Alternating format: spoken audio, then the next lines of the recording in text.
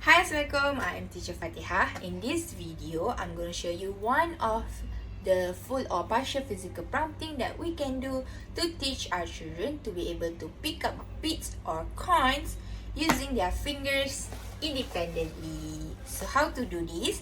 Firstly, let's prepare the child for it. Let's imagine this is their fingers and hand.